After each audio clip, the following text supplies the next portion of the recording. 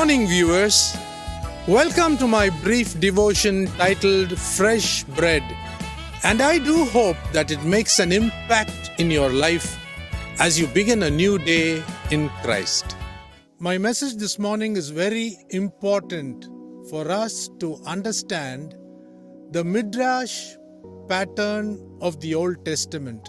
The Midrash pattern of understanding a text from the events that had taken place in the Old Testament is very essential to understanding the Bible as a complete Word of God. Let us start with Abraham, the father of faith. He was commanded by God to offer his precious son Isaac on the altar. Remember, Abraham had waited for close to 80 years, assuming he would have married at 20 years of age. Do you know that it takes 80 years to call any period of time as a generation? Read Psalm 90, verse 10, a psalm which is believed to have been written by Moses.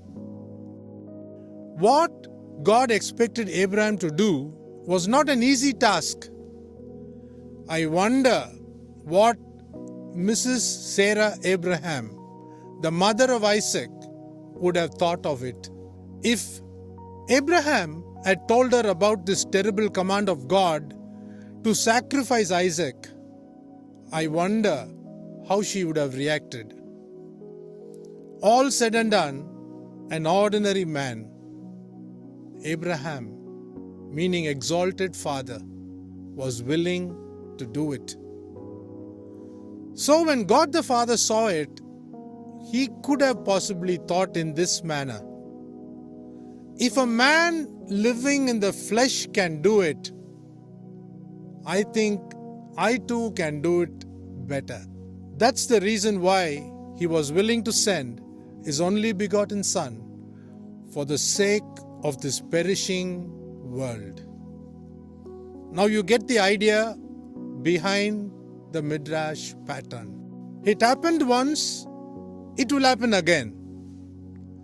Further, after Isaac was placed on the altar and Abraham had made up his mind to kill him, we don't find Isaac, the promised seed, in a few chapters after this event. He comes back into the picture only when Eliezer the servant brings his bride Rebekah to him. Likewise, in the New Testament, Jesus Christ will be seen again only after the bride is made ready for the bridegroom. That is, after a portion of the church to be taken up in rapture is made ready. So again, it happened once, it will happen again principle.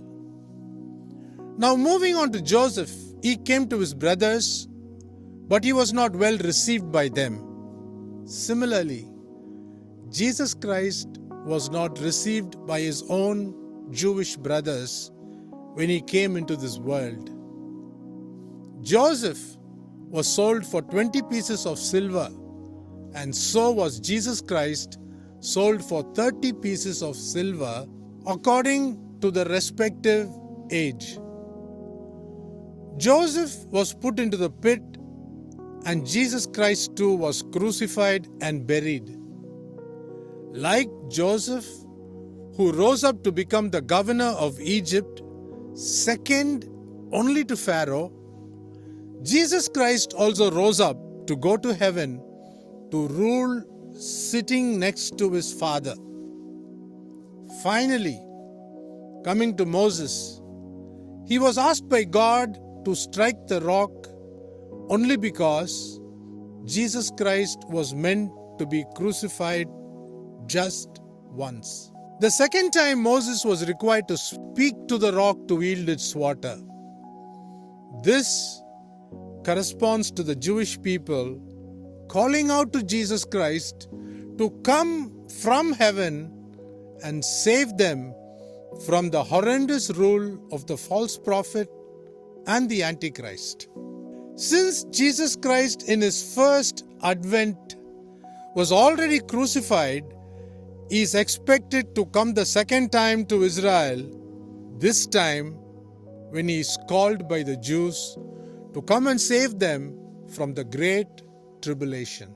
Right through from Genesis to Revelation, the Bible is consistent in connecting the Old Testament events to the New Testament. It is a Midrash pattern. Even the various events concerning the imminent rapture is connected to the Old Testament. Think about these things today and see you tomorrow, God willing.